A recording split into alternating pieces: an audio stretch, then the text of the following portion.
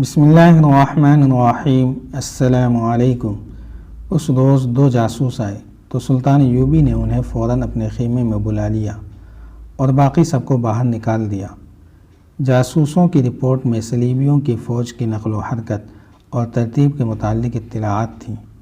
سلطان ایوبی ان کے مطابق نقشہ بناتا رہا۔ اس دوران اس کے چہرے پر کوئی تبدیلی نہیں آئی۔ جاسوسوں نے جب کرک کے مسلمان باشندوں کی بے بسی اور مظلومیت کی تفصیل سنائی تو سلطان کے چہرے پر نمایاں تبدیلی آ گئی۔ ایک بار تو وہ جوش میں اٹھ کر کھڑا ہوا اور خیمے میں ٹہلنے لگا۔ جاسوسوں نے اسے بتایا کہ شوبک سے صلیبی شکست کھا کر کرک پہنچے تو انہوں نے مسلمانوں کا جینا حرام کر دیا۔ سلطان ایوبی کو بہت سے حالات کا تو پہلے سے علم تھا۔ ان 2 جاسوسوں نے اسے بتایا کہ اب وہاں بازار میں جن مسلمانوں کی دکانیں ہیں وہ بہت پریشان ہیں۔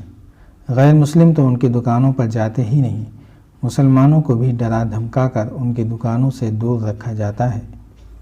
وہاں مسلمانوں کے خلاف نفرت کی باقاعدہ مہم شروع کی گئی ہے۔ عیسائی اور یہودی مسجدوں کے سامنے اونٹ، گھوڑے اور دیگر مویشی باندھ دیتے ہیں۔ اذان اور نماز پر کوئی پابندی نہیں، لیکن جب اذان ہوتی ہے تو غیر مسلم شور مچاتے، ناچتے اور مذاق اڑاتے ہیں۔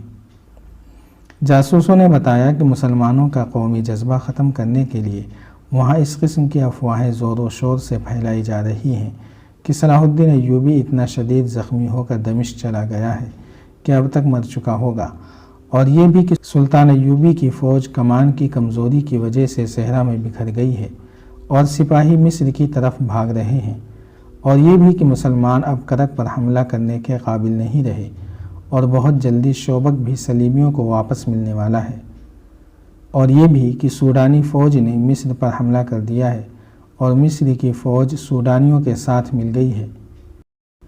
جاسوسوں نے بتایا کہ اب اعلی صبح پادری مسلمان محلوں میں گھومتے پھرتے اور ہر مسلمان گھر کے دروازے پر گھنٹیاں بجاتے اپنے مذہبی گیت گاتے اور مسلمانوں کو دعائیں دیتے ہیں۔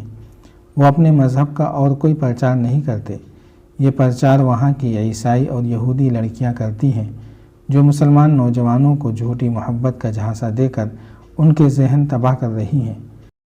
یہ لڑکیاں مسلمان لڑکیوں کی سہیلیاں بن کر انہیں اپنی آزادی کی بڑی ہی دلکش تصویر دکھاتی اور انہیں بتاتی ہیں کہ مسلمان فوج جو علاقہ فتح کرتی ہے وہاں مسلمان لڑکیوں کو بھی خراب کرتی ہے۔ ان رپورٹوں میں سلطان ایوبی کے لیے کوئی بات نہیں تھی۔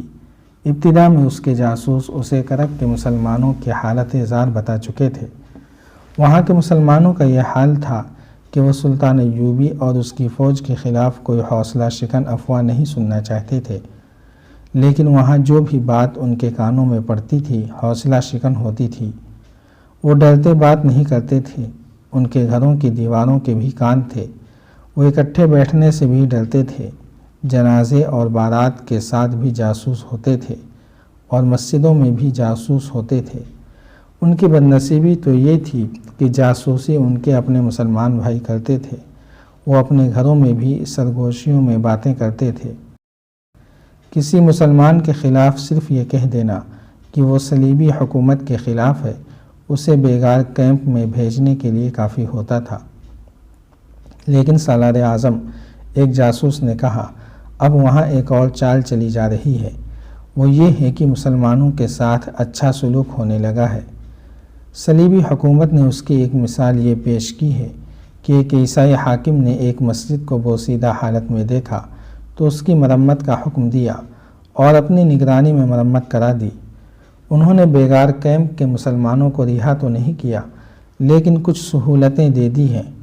روزمرہ مشقت کا وقت بھی کم کر دیا ہے، لیکن ان کے کانوں میں یہی ڈالا جاتا ہے کہ تم نے صلیب کے خلاف بہت بڑا جرم کیا ہے، پھر بھی تم پر رحم کیا جا رہا ہے۔ یہ پیار اور محبت کا ہتھیار بڑا ہی خطرناک ہے۔ اس جھوٹے پیار سے غیر مسلم مسلمان نوجوانوں کو نشے اور جوئے کا عادی بناتے جا رہے ہیں۔ اگر ہم نے حملے میں وقت ضائع کیا تو کرک کے مسلمان اگر مسلمان ہی رہے تو برائے نام مسلمان ہوں گے، ورنہ وہ قرآن سے منہ موڑ کر گلے میں صلیب لٹکا لیں گے۔ اس صورت میں وہ اس وقت ہماری کوئی مدد نہیں کریں گے جب ہم کرک کا محاصرہ کریں گے۔ اس پیار کے ساتھ ساتھ مسلمانوں کے خلاف جاسوسی پہلے سے زیادہ ہو گئی ہے اور گرفتاریاں ہوتی رہتی ہیں۔ ابھی تک مسلمانوں کا جذبہ قائم ہے اور وہ ثابت قدم رہنے کا تہیہ کیے ہوئے ہیں۔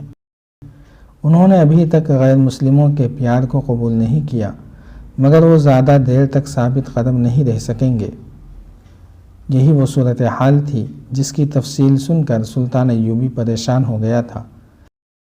اسے یہ اطلاع بہت تکلیف دے رہی تھی کہ مسلمانوں کے خلاف جاسوسی کر رہے ہیں۔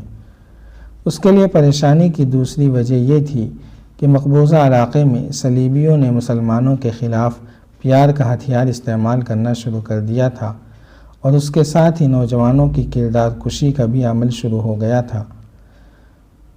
ان دونوں سے زیادہ خطرناک وہ افواہیں تھیں جو وہاں کے مسلمانوں میں اسلامی فوج کے خلاف پھیلائی جا رہی تھیں۔ اس نے اپنے نظام جاسوسی کے نائب زاہدان کو بلایا اور پوچھا، کیا تم نے ان کی باتیں سن لی ہیں؟ ایک ایک لفظ سنا اور انہیں آپ کے پاس لایا ہوں، زاہدان نے جواب دیا۔ علی بن سفیان کو قاہرہ سے بلا لوں؟ سلطان ایوبی نے پوچھا، یا تم اس کی جگہ پر کر سکو گے؟ یہ معاملہ نازک ہے۔ دشمن کے شہر میں مسلمانوں کو افواہوں اور دشمن کے زہریلے پیار سے بچانا ہے۔ علی بن سفیان کو قاہرہ سے بلانے کی ضرورت نہیں، زاہدان نے جواب دیا۔ حسن بن عبداللہ کو بھی ان کے ساتھ رہنے دیں۔ مصر کے حالات اچھے نہیں، ملک تخریب کاروں اور غداروں سے بھرا پڑا ہے۔ کرک کے مسئلے کو میں سنبھال لوں گا، تم نے کیا سوچا ہے؟ سلطان ایوبی نے اس سے پوچھا۔ وہ دراصل زاہدان کا امتحان لے رہا تھا۔ وہ جانتا تھا کہ زاہدان مخلص اور محنتی سراغ رساں ہے اور اپنے شعبے کے سربراہ علی بن سفیان کا شاگرد ہے۔ اس پر سلطان کو پورا اعتماد تھا، پھر بھی وہ یقین کرنا ضروری سمجھتا تھا کہ یہ شاگرد اپنے استاد کی کمی پوری کرے گا۔ اس نے زاہدان کا جواب سنے بغیر کہا، زاہدان، میں نے میدان جنگ میں شکست نہیں کھائی، یہ خیال رکھنا کہ میں اس محاذ پر بھی شکست نہیں کھانا چاہتا جس پر صلیبیوں نے حملہ کیا ہے۔ میں کرک کے مسلمانوں کو اخلاقی اور نظریاتی تباہی سے بچانا چاہتا ہوں۔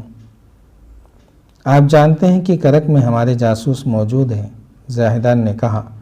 میں انہیں اس مقصد کے لیے استعمال کروں گا۔ وہ وہاں کے مسلمانوں کو آپ کے متعلق اور ہماری فوج اور مصر کے متعلق صحیح خبریں سناتے رہیں گے اور انہیں آپ کا پیغام دیں گے۔ وہاں کی مسلمان عورتوں میں قومی جذبے کی کمی نہیں۔ ایک جاسوس بول پڑا۔ اس نے کہا، ہم جوان لڑکیوں سے کہیں گے کہ وہ گھر گھر جا کر عورتوں کے ذہن صاف کرتی رہیں گی۔ ہمارا مشاہدہ یہ ہے کہ وہاں کی لڑکیاں لڑنے کے لیے بھی تیار ہیں۔ عورتیں اگر گھر اور بچوں کی تربیت کا محاذ سنبھالے رکھیں تو اسی سے اسلام کے فروغ اور سلطنت اسلامیہ کی توسیع میں بہت مدد ملے گی، سلطان ایوبی نے کہا۔ انہیں اس مقصد کے لیے استعمال کرو کہ مسلمان گھرانوں میں اور بچوں میں غیر اسلامی اثرات داخل نہ ہونے دیں۔ میں اس کوشش میں مصروف ہوں کہ کرک پر جلدی حملہ کر دوں اور شوبک کی طرح وہاں کے بھی مسلمانوں کو آزاد کراؤں۔ اس نے زاہدان سے پوچھا، اس مقصد کے لیے کسے کرک بھیجو گے؟